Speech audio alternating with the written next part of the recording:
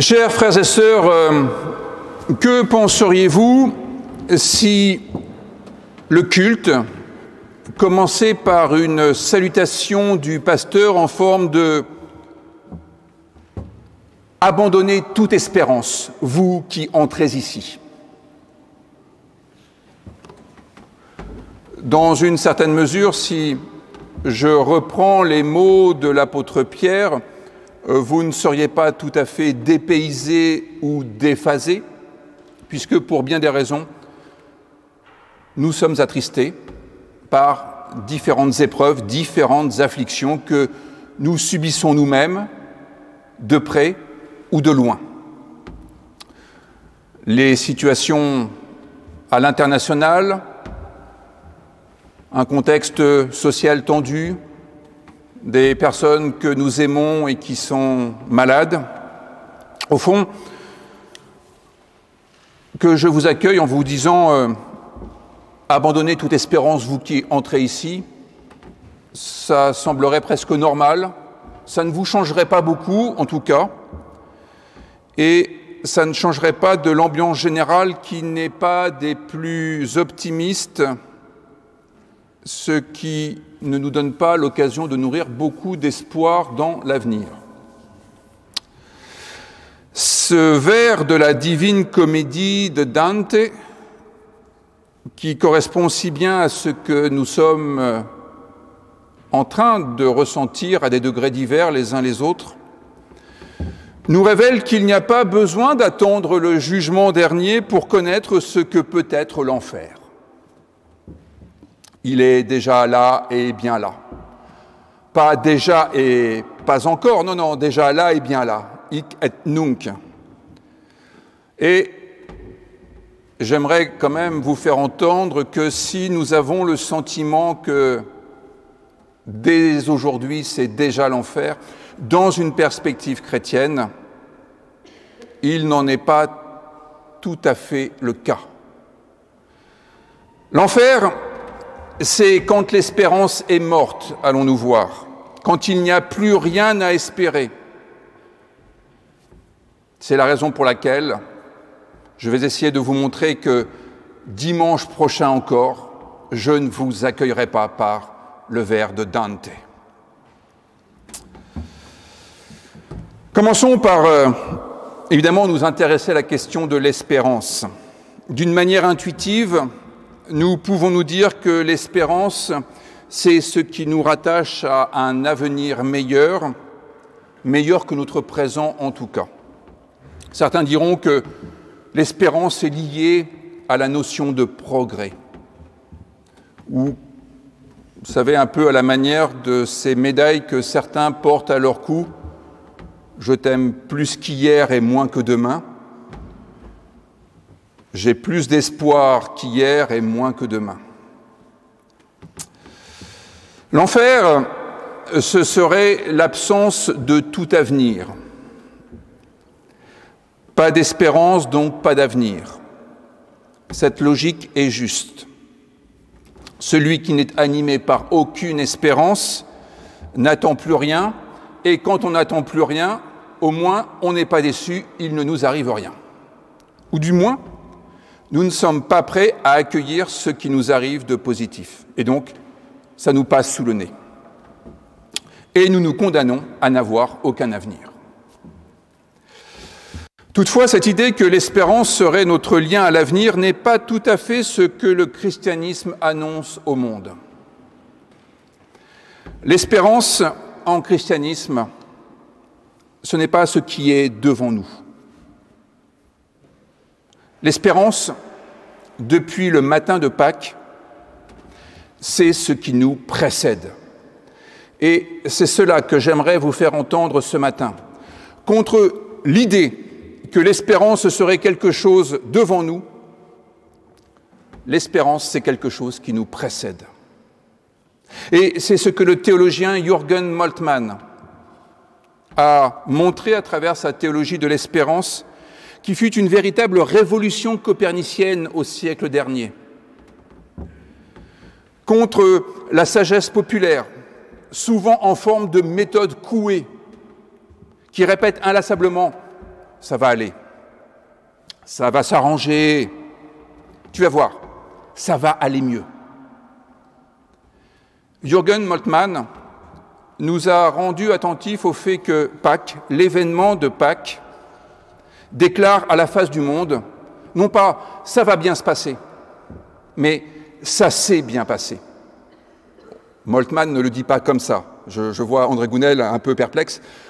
C'est ma réinterprétation de Jürgen Moltmann, mais qui me semble fidèle à sa perception théologique. Et au fond, ce qu'il y a à entendre dans l'événement de Pâques rapporté par les évangélistes et exposé par la théologie des apôtres, c'est que maintenant, nous pouvons vivre de cette bonne nouvelle. Une bonne nouvelle qui, à vrai dire, n'avait rien de neuf, puisqu'elle ne faisait que faire résonner la vieille antienne de Genèse 1. Dieu vit que cela était vivable. Et même, Dieu vit que cela était très vivable lorsque l'humanité apparut. Pâques répète ceci. L'humanité est vivable. Ce monde est vivable. L'espérance chrétienne, au fond, c'est comme une personne qui utilise le tableur Excel. Je pense que Excel est aussi compliqué que notre monde. Puisqu'il y a notre secrétaire, pensons à notre secrétaire. Elle a devant elle le tableau Excel et elle doit faire un tri pour envoyer les convocations à l'Assemblée générale.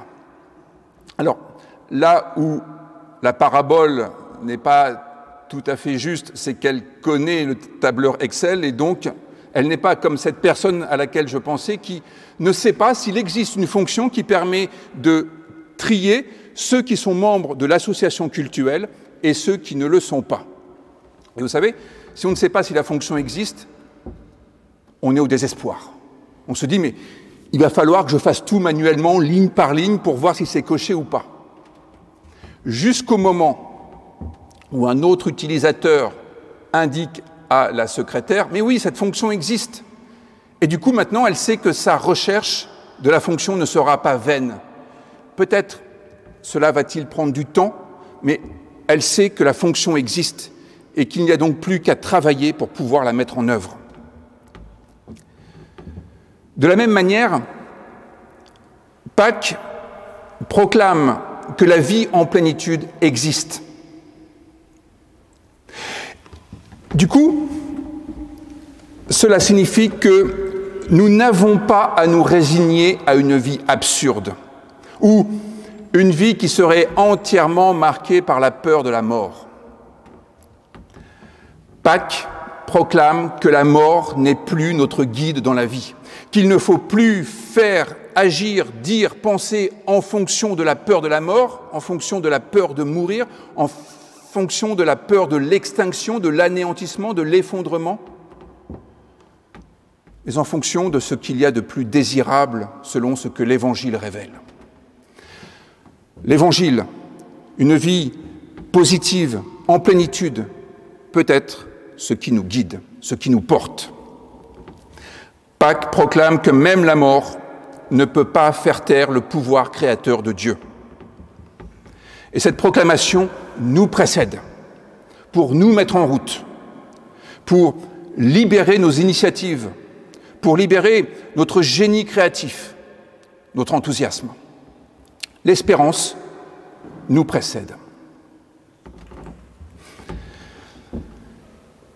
Il découle de ce premier point un autre aspect que j'aimerais aborder pour que nous essayions d'avoir une vision à peu près claire de ce qu'est l'espérance et de ce qu'elle n'est pas en perspective chrétienne, en distinguant l'espoir de l'espérance.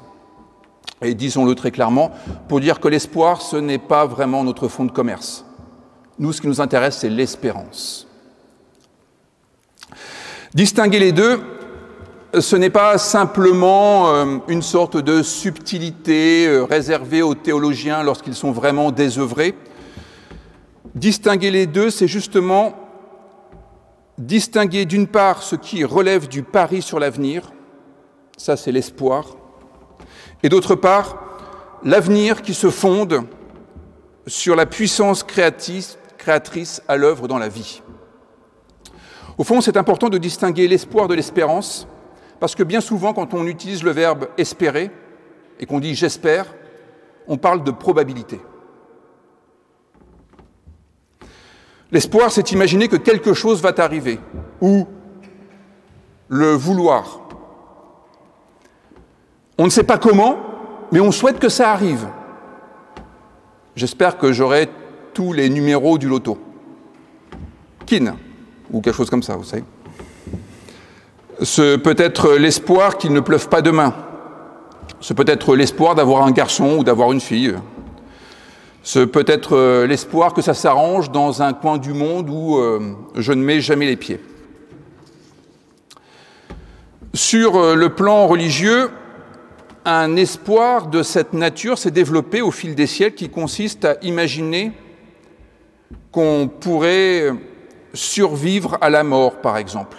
Et il y a beaucoup d'espoirs qui ont été fondés sur l'après-jugement dernier. L'idée qu'on va échapper à l'enfer, j'espère échapper à l'enfer, qu'on sera dans un paradis douillet où l'on retrouvera les gens qu'on aime bien dans un état plus proche de celui de nos 20 ans que 10 minutes avant la mort. Mais l'espérance chrétienne, ce n'est pas cela.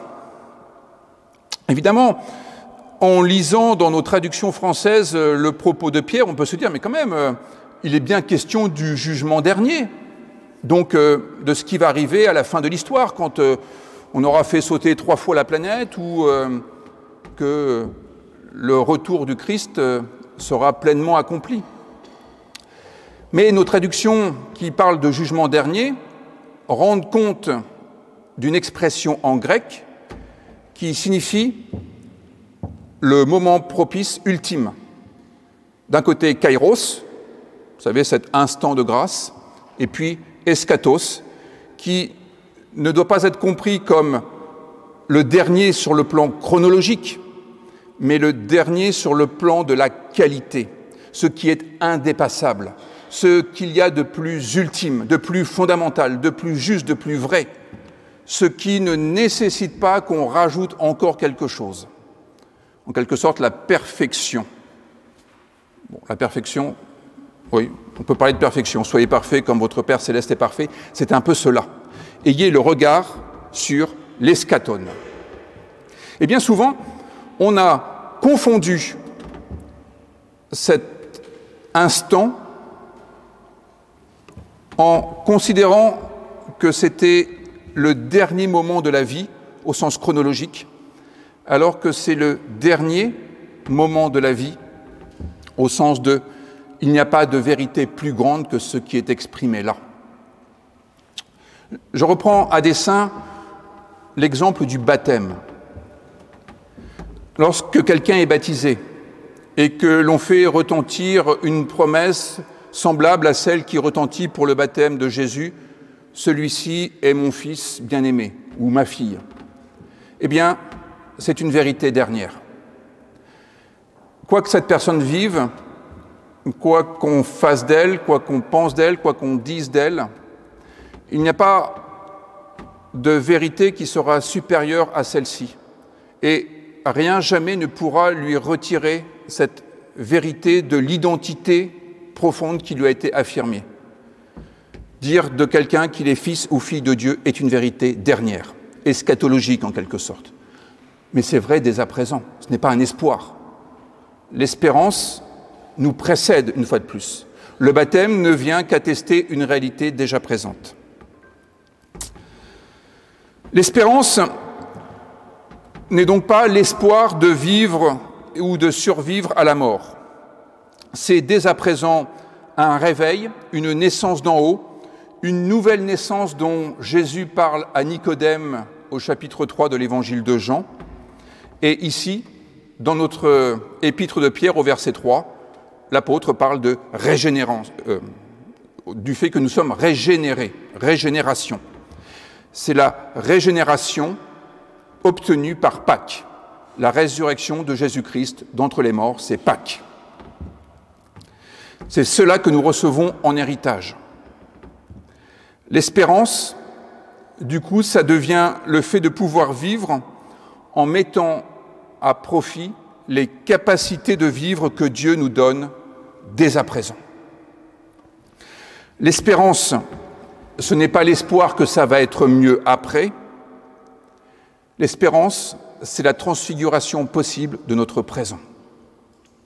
C'est la transfiguration de notre vie qui cesse d'être une sorte d'enchaînement fatal, tramway, boulot, dodo, pour devenir une existence. Notre vie devient plus grande que ce qu'elle est quand nous attendons les bras croisés que ça s'arrange par l'opération du Saint-Esprit, en imaginant que le Saint-Esprit, c'est une force surnaturelle qui arrange ce qui ne va pas encore. Or, le Saint-Esprit, ce sont les interactions entre tous ceux qui orientent leur vie selon ce que Dieu donne à vivre, selon ce que Dieu nous appelle à vivre, selon ce que Dieu nous rend capable de vivre. Le Saint-Esprit, le souffle de Dieu, c'est lorsque nous mettons notre vie en mouvement vers l'horizon que Dieu révèle. Le Saint-Esprit, c'est ce qui désigne tous les mouvements que nous faisons, non pas dans le sens de ce qui nous fait plaisir, non pas dans le sens de ce qui nous arrange personnellement, dans le sens de notre propre nature, pour reprendre les mots de l'apôtre Paul aux Galates. Le Saint-Esprit, c'est ce qui désigne les mouvements que nous faisons dans le sens de Dieu, c'est-à-dire dans le sens de l'universel, d'une manière inconditionnée et non partisane. Je reviens maintenant à la question de l'espérance. Que fait l'espérance ? Elle repère dans toutes les possibilités de notre histoire ce qui correspond à ce que Dieu révèle. Et c'est là que la foi intervient. La foi, c'est notre attachement viscéral à ce que l'espérance repère comme signes de Dieu qui vont orienter notre vie. C'est ce qu'explique l'Épître aux Hébreux au chapitre 11. L'espérance repère que les forces mortifères qui se sont déchaînées lors du Vendredi Saint ne sont pas venues à bout du désir de vivre sans esprit de rivalité que Jésus a incarné. Voilà pourquoi la paix n'est pas un espoir, mais une espérance, parce que la paix est possible. Nous pouvons vivre avec les autres sans esprit de rivalité ni de domination. Dans le même ordre d'idées, la justice n'est pas un espoir. L'injustice qui s'est déployée lors du Vendredi Saint n'a pas terrassé la justice divine, c'est ce qu'affirme Pâques. Par conséquent, la justice n'est pas un espoir. Un espoir que la justice pourrait nous arriver comme les bons numéros du loto. La justice est une espérance parce que la justice reste praticable. Nous sommes capables, nous-mêmes, de pratiquer la justice. Même chose pour l'amour inconditionnel, l'agapé. Pour nous, l'amour n'est pas de l'ordre de l'espoir. Vous savez, on va peut-être réussir à aimer, ou peut-être qu'on sera aimé, peut-être qu'on va tomber sur le bon numéro, en quelque sorte. L'amour est une espérance, pas un espoir, dans notre perspective. L'amour est possible, et on peut aimer sans malice, sans calcul, selon ce que la grâce nous inspire. Tout cela est comme un héritage incorruptible que rien ne peut souiller ni flétrir, dit l'apôtre Pierre. L'espérance, c'est la prise de conscience que le monde est plein de toutes les possibilités que Dieu désigne et que cela peut orienter notre vie, cela peut remplir notre quotidien. Même si ce n'est pas sans certaines afflictions, parce que tout le monde n'est pas d'accord pour cela. et donc ça frotte. Mais ce qui est important, c'est de bien prendre conscience que l'espérance n'est pas une fuite en avant. Ce que, pour une part, est l'espoir. L'espérance est une attente créatrice. Tout ne dépend pas de nous, mais rien n'advient si tout le monde se croise les bras. S'il y a de nouveaux défis à relever, relevons-les. L'espérance n'est pas une attente passive. L'espérance, c'est une contestation de ce qui, dans le monde, n'est pas orienté vers l'Évangile. L'espérance, ce n'est pas se dire « ça va s'arranger ». L'espérance, c'est repérer ce qui pourrait être et faire en sorte que cela advienne. Et parfois, cela se réalise par contestation, en contestant ce qui domine, en contestant ce qui provoque la souffrance, en contestant ce qui provoque l'injustice, en contestant ce qui pose la fatalité comme un ordre du monde auquel tout le monde devrait se soumettre. Et d'ailleurs, quand le livre de l'Apocalypse fait la liste de ceux qui subiront la mort éternelle, c'est au chapitre 21, eh bien, ce ne sont pas les incroyants qui arrivent en premier. Ce sont les lâches, ceux qui sont découragés, ceux qui renoncent, ceux qui abandonnent la lutte, ceux qui se soumettent, ceux qui perdent de vue ce que l'Évangile révèle. Moltmann a attiré l'attention sur le fait que le plus grand péché, selon la Bible, c'est le manque d'espérance. Et dans le même temps, il a indiqué quel est cet horizon que l'Évangile révèle. Je le cite, lorsqu'il présente la plénitude de Dieu. Il écrit ceci: « La plénitude de Dieu est la plénitude débordante de la vie divine qui se communique de façon inépuisable et créatrice. Une vie débordante qui donne vie à ce qui est mort et à ce qui a flétri. Une vie de laquelle tout ce qui vit reçoit la force et la joie de vivre. Une source de vie à laquelle tout ce qui a reçu la vie répond avec une joie profonde. La plénitude de Dieu est la lumière qui rayonne. » Cela, nous le lisons par exemple en 1 Samuel 17. Ce récit qui met en scène Saül, les armées d'Israël, le géant philistin Goliath et le petit David. Quelle est la différence entre Saül et les soldats d'un côté et David de l'autre face au géant Goliath? Eh bien, c'est que Saül et les soldats sont tétanisés, ils sont morts de peur, parce qu'ils se rendent compte que face à cette figure du sauvage qu'est Goliath, ils ne vont pas faire le poids. Et ils abandonnent le terrain en quelque sorte. Ils sont prêts à se soumettre au pacte que Goliath dit, « Si vous voulez la vie, devenez mes esclaves. » Et ils sont prêts à le faire. Goliath tombe sur un os, David. David qui est berger. Et ce n'est pas la première fois que David doit faire face à la sauvagerie. Des animaux sauvages, il en a rencontré quelques-uns et il n'a jamais manqué de protéger le troupeau avec ce qui est à la disposition du berger, sa houlette et son bâton. La houlette, c'est une sorte de lance-pierre, c'est une baguette de bois avec une petite spatule qui permet de propulser les cailloux avec plus de force pour repousser les animaux sauvages.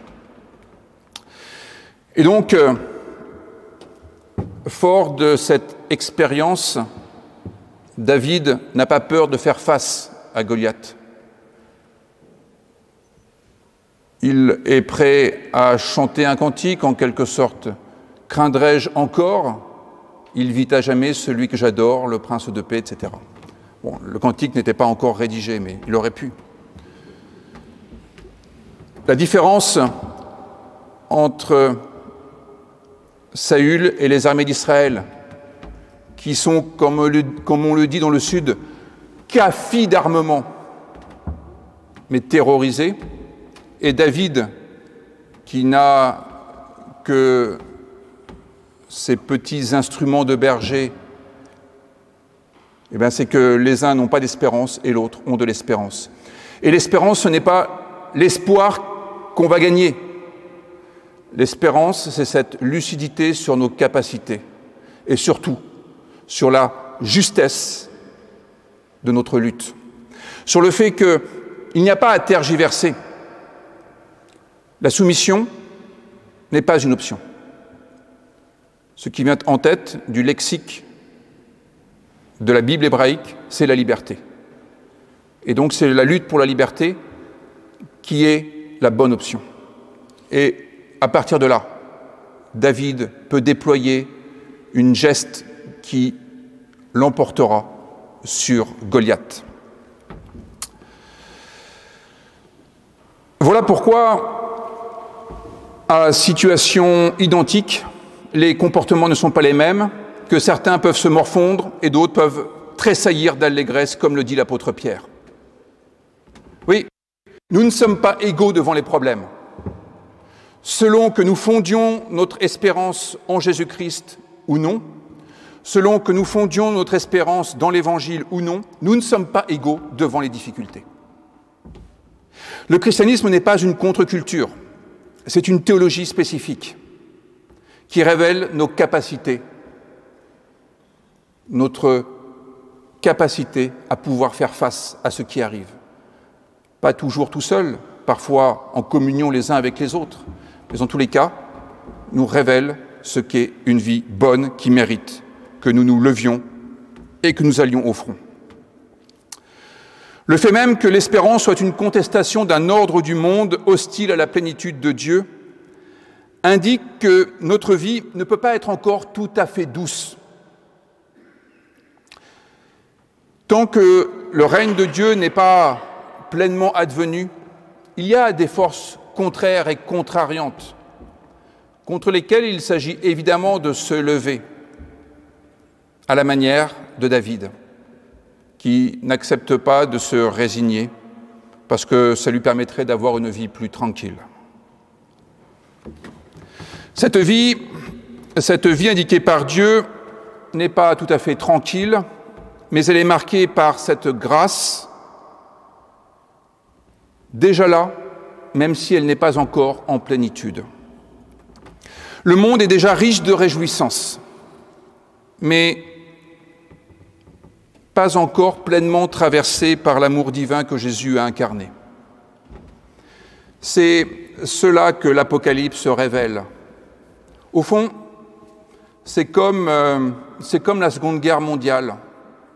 Elle s'est achevée en 1945, mais parfois, en 1946, des gens arrivaient sur des îles japonaises et les Japonais ne savaient pas que la guerre était finie et ils continuaient la bataille.